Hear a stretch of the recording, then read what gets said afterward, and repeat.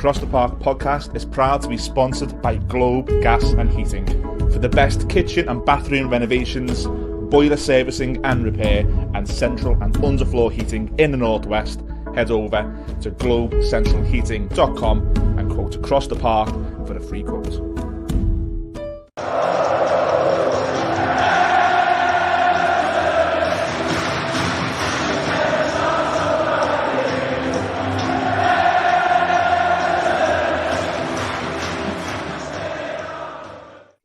Always sounds good, no matter the result. Prior to that, always sounds good. Myself, Ian Mills, joined by Gary Judge, as always. Unfortunately, we're not in the amazing Pod Cafe studios today. Life has hit hard. Half term for Judgy and his family.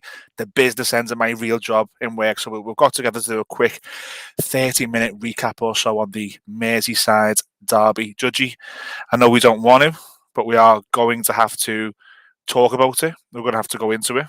Everton went to Anfield on Saturday.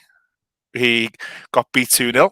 It doesn't hurt me as much as it used to. I want to get into a few talking points. The first question I've got for you, Judge, is how do you assess, in hindsight, Everton's performance at Anfield on Saturday?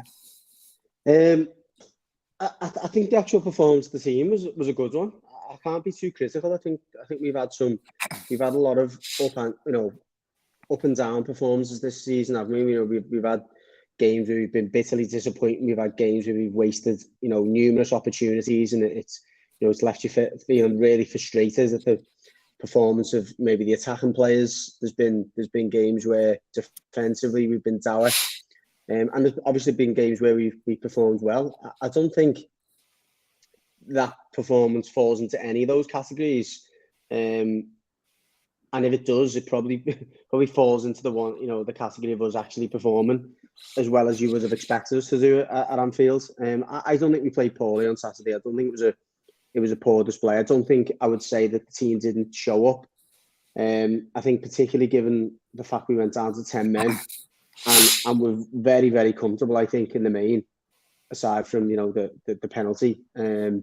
And then, we get caught out at the end when we're chasing the game. Mm-hmm. Yeah, it's a hard one to take, I think, for that reason. We're going to get into, obviously, some decisions from the referee / the VAR as we go into the episode. But I think just, directly answering the question, I was pleased with the performance. I watched it back, most of the game back yesterday. And again, I don't look at it and think it's a really disappointing showing, as we have, as we've shown so many times at Anfield. Yeah, look, I don't disagree with you. I think you look at Everton compared to Liverpool and you compare the players and you compare the team, that there is a big gap. I thought we played within ourselves. We played in our limitations. I thought we were set up well. Going through the decisions, I'm just going to go straight for it, Judge. We'll work backwards on this one. The game's 0-0. We're at 10 men. We've played over half an hour for 10 men. Jordan Pickford's not been troubled in that period. We look like we could be on our way to keeping Liverpool out. And who knows, it might not have turned out that way. Ibrahim Konate, who's on a yellow card, sticks his leg out, sticks his arm out. He impedes Beto, who may not have been clearly away from him because there was a player coming from the side, but it's a second yellow card all day. I think the manager, Jurgen Klopp, drags him straight off. He knows it. Our manager gets booked. He knows it. Everyone in the crowd, even our red mates we spoke to, they knew it. How bad a decision in hindsight, never mind in real time, in hindsight, how bad a decision was that at 0-0 to not send Ibrahim Konate off and have 10 versus 10 for the last 15 minutes? It's dreadful. I mean, some of our other podcasts, some of the other Everton podcasts have gone for it in terms of conspiracies and all that. I'm not sure I'd quite take it that far. However, what you would say is that it seems somewhat coincidental that we're talking about something like this, less than a week or 2 weeks, less than 2 weeks after Liverpool were grossly, there's a gross injustice that Liverpool experienced at Tottenham. It feels a little bit too uncanny to me. That coupled with the fact that I think, Simicast is very, very unfortunate not to be on a yellow, if not got to a red from pure accumulation. Yeah. Ashley Young's, made 2 fouls, albeit, listen, they were 2 cynical fouls in different ways. But I think there were too many things when you look back at that game that looked, really imbalanced in terms of the way that the game was refereed. We obviously, as you just got at there, we've had to go to Anfield and try and, in the main, we were going to Anfield to expect to try and nullify them and, to stop them playing. So I guess sometimes the mentality of the referee is that, we can't allow that to happen. We've got to try and let the game flow. Everton are going to come here with a game plan. But listen, let's be honest. The referee, the game was not officiated fairly, and we've been really hard done by. I'd go further. I'll go further. I think we were cheated. No, I'm not going to come on here and say Everton definitely would have got a draw. I'm not going to come on and say better would have went clean through and put us 1-0 up. I'm not going to say that. What I will say is we'll now never know. And at that point, at that juncture in the game, Liverpool were finding it hard to break us down. They then took a left back off for another striker, 11 versus 10. Does he do that 10 versus 10? I'm not so sure he does. I'm not saying Jurgen Klopp doesn't go for the win. I think he would, regardless. But we were just cheated out of it. We were cheated out of being able to find out what would have happened if a Beto goes clean through 11 v 10, or the referee does the right thing and sends the player off for repeating him and making a 10 v 10. I'll go even stronger to say, I think we were cheated, Judgy. I really, really do. I don't even think. I honestly don't even think that second one from Ashley Young's yellow card. I've watched it. I think the position on the pitch, the second one. I think the position on the pitch makes it maybe more likely to be a yellow card. But it's the ball's going out to either the ball's going out to play, or I mean, for me, he fell over his own foot. He's kind of kicked the floor, and that's how it's with. So if you look at the position of Diaz, he turns his body to either lean into Ashley Young's foot or to go away from goal. He knows what he's doing, Diaz. He knows exactly what he's doing. He puts his foot in the position to just connect with. He more kicks Ashley Young's foot than anything else. I mean, Ashley Young, and I completely agree with a lot of people who said it, is stupid going to ground the way he does in that position. He just needs to run it to the byline and try and usher the ball out. He shouldn't have dived in. I think the decision, maybe not necessarily to play Ashley Young, but to not make an adjustment after he got booked so early, whether it was taking him off or whether it was putting James Garner to right back and moving Ashley Young somewhere else. I think the managers are partly at fault there. He got booked early against Brentford and managed to get through the game without getting sent off. He got booked early against Bournemouth. I said to you on the podcast, didn't I? I'm worried about Ashley Young. Yeah. In fact, I said to Michael Ball, I'm worried about Ashley Young at the weekend. I think, he's been fortunate to not see red before this game. But I think the manager's partly at fault for that. I mean, we're going to come on to the other decision that the manager made to bring Michael Keane on at half time. But sticking with the officiating for now, I wouldn't disagree with saying we were cheated. How can you not say we were cheated? Because there's not one person who's come out and not said that that's a blatant second yellow card. Yeah. And I'm still waiting for this. I may have missed this because I've not really paid too much attention to the media, but I'm still waiting for this apology from the PGMOL for what, again, a dreadful bit of refereeing. I wouldn't be surprised to see Dermot on Sky Sports News defending it and saying, the referee couldn't say. I wouldn't be surprised. The noise that they made 2 weeks ago, everyone's fell in line now, and it was just us who came on BT the following game. Oh, sorry, they played Brighton away, didn't they, on a game as well? But we're the first up at Anfield. The noise that surrounded that decision 2 weeks ago at Tottenham Stadium. I just think they were due one. I just think they were due. The referees have been like, don't fuck these over again. There's too much noise. Take care of them. Take care of them. Yeah, you think about it now as well, because if they turn around and go at the end of the season, it was that game at Spurs. Sure. They could then turn around and go, what about the game at Anfield then? It was evened up. So you're right there. And I mean, I'm not going to go as far as to say conspiracy. And I think the fact to suggest they've planned to do that, maybe, I think for me is a little bit far. However, I think they've gone into that game, as you said, or that referee's gone into that game thinking they can't get us off again here. No. We've got to almost address this. But yeah, horrible. Because again, going back to your first question, and I think going back to what I would have been expecting to be saying today, I was probably half expecting to be talking about Everton having showed up again. The game plan was wrong. We should have done this. We should have done that. I think aside from a couple of decisions that Dykes did and didn't make, I think we've done as well as we could have expected to have done at Anfield, particularly playing the lion's share of the game with 10 men.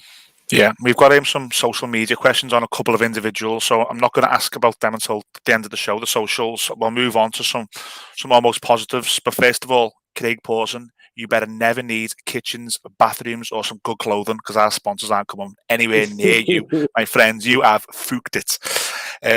Someone who I'm not a big fan of had a really good game on Saturday, and I think you're probably more of a fan of this person than me. Yeah, albeit I've got my Leighton Baines and my Luca Dean Love Heart glasses on still. I think maybe you've moved past that a lot quicker than I have. I thought he was really, really good on Saturday. He's really outstanding. Good. He's outstanding, and I think, I think also we disagreed on this one. I thought he had a good game against Arsenal a month or so ago. When he was up against, again up against Saka, I thought he was excellent in that game. But he was outstanding at the weekend. Salah, by country distance, is their best player. Didn't really get any change out of him. He's obviously got 2 goals, so it makes you sound a bit silly there. One of them is obviously a penalty, and the other one, that we were completely chasing the game at that point. But no, I thought he was excellent. I thought he was there. That was the most difficult job on the pitch. Everyone was worried about that. Everyone to a man was worried about Mykolenko against Salah. No one really mentioned the Ashley Young one because it was like, of course, yeah. It was more. They were more worried about that one. And another one, Judgy, for me, who I thought did have a good game, Jared Brandtwaite. I think he's got better and better as the season has gone on. I was quite worried by him coming back, and a lot of hype in the summer. Those people saying because he'd played for PSV, he's automatically improved. And I wasn't quite at that mindset because when Frank threw him in at the end of the 21-22 season, he didn't quite look ready. But he's been brilliant, and again on Saturday, brilliant. Yeah, no, very good. I agree, and I think the more you watch him, the more he reminds you of John Stones, doesn't he? Maybe not as silky on the ball, but he's so composed and confident on the ball, and that's it. Just naturally exudes confidence, and I think it's another, as you say, it's another positive you can take out of that game. But I think that partnership's getting stronger and stronger between him and Tarkowski, and the very different centre backs, aren't they? Yeah. But again, I think they do certainly complement each other. But yeah, again, another player, again, like quite a few players in the pitch who certainly didn't sink, and if anything, rose to the occasion and looked like the injuries are out there. Yeah, I agree. Look, the only final thing on the derby that I did want to talk about before we move on is I don't want this show to come across as it was only the referee that cost Everton. Those elements of our performance that I wasn't happy with. I want to touch upon that now before we move on, Judgy. I think our attack and play was really, really poor. I can't remember any patterns of play. It looked like it was just wing corners and set pieces, and I just thought we had nothing up there.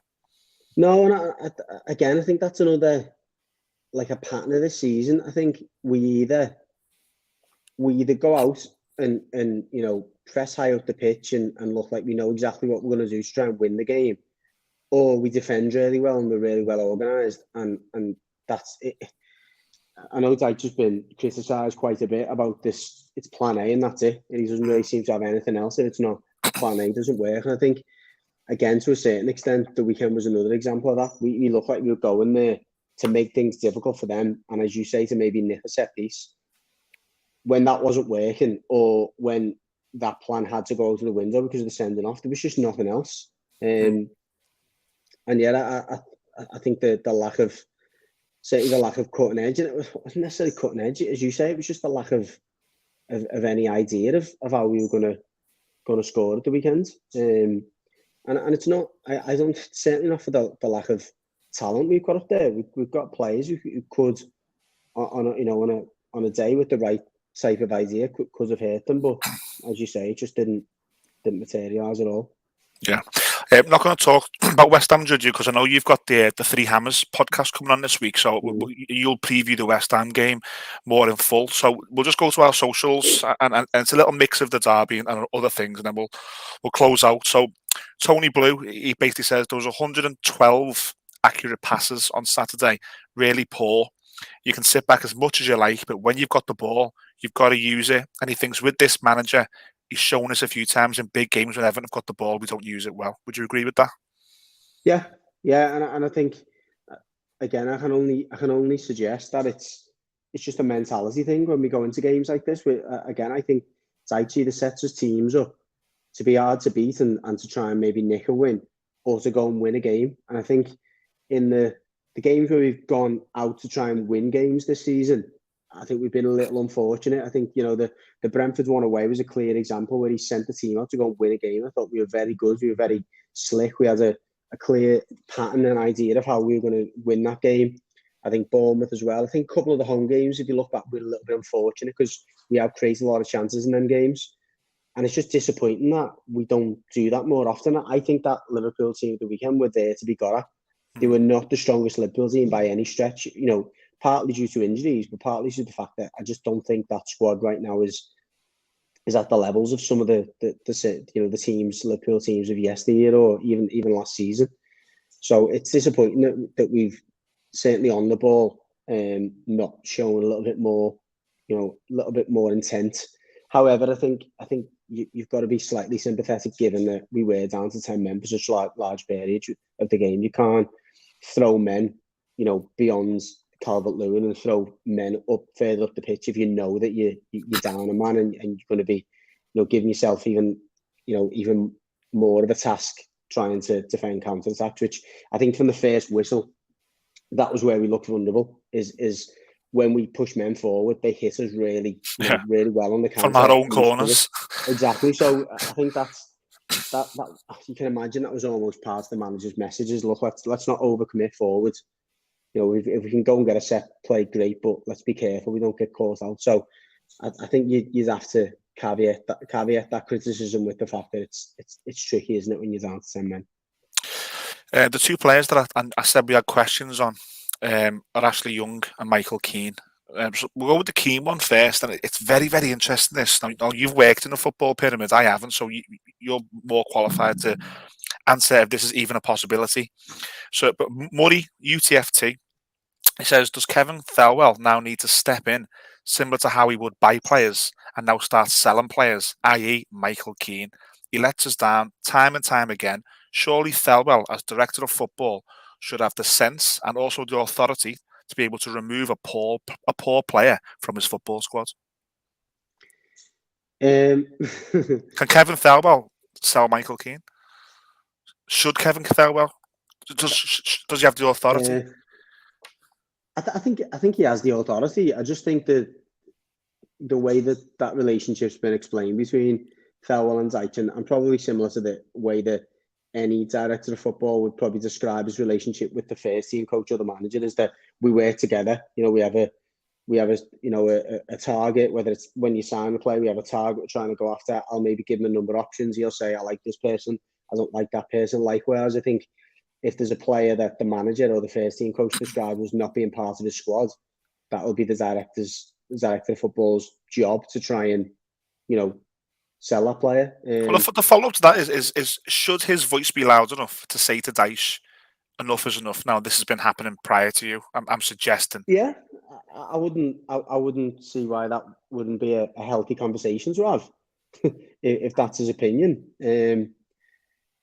I guess the only thing you would argue is unless we've got a replacement, and the reason I mention a replacement is that you've only really got Ben Godfrey, apart from Michael Keane as backup at centre back, realistic backup at centre back.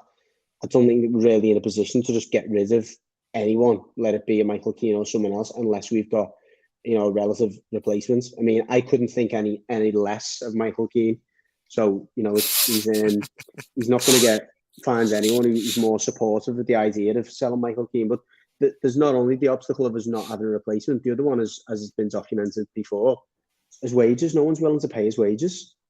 Michael Keane whatever you think of him as a professional footballer, he's got a family, and he's probably settled in the Northwest. He's not going to go and move to, the other end of the country on half the wages just because the Everton fans don't like him. So it's a very difficult one, and I think, although I'm going to criticise Dyche for bringing Michael Keane on the pitch again, once again in a game where whenever the chips are down or whatever our backs against the wall, with a couple of exceptions, Michael Keane will let you down. If you put him under pressure in any situation, he will let you down, and it's just a default for him. He's not got the mentality to play at the very top level, and he's prone to making poor decisions and making mistakes when he's under pressure. So there's no doubt he's not good enough for me, but I don't think it's, unfortunately, as simple as, even if Kevin Fowler wants to get rid of him, just getting rid of him, because I think there's a few things in the mix there that make it. Is he not out of contract this summer? No, he's got next season as well. He was on the verge of leaving. Lampard didn't want nothing to do with him last season. Lampard was looking to get rid, and Dyche came in and got him straight back in there, and Dyche has still got him as part of it. So I think as long as we have this manager, I think if Thelwell does have that opinion, I can imagine Dyche resisting getting rid of him, because he seems to like him. He does, but it begs belief, doesn't it? It really does. Like, how can you not? I mean, thankfully, we got to the stage where he's out of the first 11, barring a change of formation or, injuries or suspension or whatever. But for him still to be called upon whenever, it's almost like whenever he's got the chance, he brings him back in, doesn't he? Yeah, first absolutely. chance he gets, he brings him back in. And I think, we both said, didn't we, at half time, or you said, in fact, he's going to go to 5 at the back here. And I said, well, if he's going to go to 5 at the back, he needs to make 2 changes. And he did. Yeah. I don't think it was necessary to make those 2 changes. I really don't. All right, you could argue that, look, as you said, we were comfortable with 10 men after the break, and we've 25 minutes in, they haven't really created an opportunity. But I think he still could have achieved that by just putting Garner to right back and maybe putting Guy in the middle of the pitch. I think we still could have made things difficult for them with that. But it is what it is. But you can't not criticise the manager and Michael Keane for what's happened in the end. The other question on Ashley Young, Egg Fried Dyche, what a name. Egg Fried Dyche wants to know, have we now found ourselves in the position we should have been, i.e. with a Idrissa Gana Guy, with Ashley Young, that now he has to come out the team, he will now be backup permanent going forward? So I think what he's getting at is Ghana Guy is out the team through injury, and we're now playing Onana as the 6 because of that. I think this is Egg for Dyche's opinion. We should have started the season like that. I think he's saying now Young's out, he's got to stay out. He doesn't come back in, i.e. how he got rid of Ghana. Would you agree with that? It's a bit like Keane again, though, isn't it? Keane can't. Oh, he didn't come out through injury. To be fair, he come out because his form was that bad, and it was one mistake too many. I think it's on Patterson, isn't it? It's on Patterson now. It is. Well, that's exactly. I was speaking to another Blue today, and he said that it's just such a shame that, unfortunately, Patterson's just not shown enough, has he, when he's come in? No. He has a decent game at Sheffield United. I thought he was a little bit unlucky after the Sheffield United game away to lose his place back to Ashley Young again, but I think that was more of a tactical one. But yeah, it's definitely on Patterson. It absolutely is. He just hasn't been able to seize his opportunity. Hopefully he does this time. But it will only happen if that happens. In the case of Guy, and Arna coming against, Bournemouth, and was outstanding. And that forced Dyche's hand to not play him again at Anfield. So that's got to happen. I think Patterson needs to come in for the West Ham game and show that he is good enough to command that shirt and to keep that shirt. But I think, if you're going to be honest, despite the fact that a lot of people have been critical of Ashley Young, and in the main, justifiably so, he's probably been the more consistent out of the 2 and has looked a little bit more all-round steady than the Patterson has. And that's unfortunate, because I do like Patterson. I just don't think he's quite done enough. We had loads of questions, and we'll just skip past this because we can't answer it. They want to know our opinion, and if we're going to talk about the ongoing investigation. The Athletic has ran a story saying it's underway from last week, the investigation. The Athletic also said we're likely not hearing an outcome till November. So loads of questions on it, but we don't know.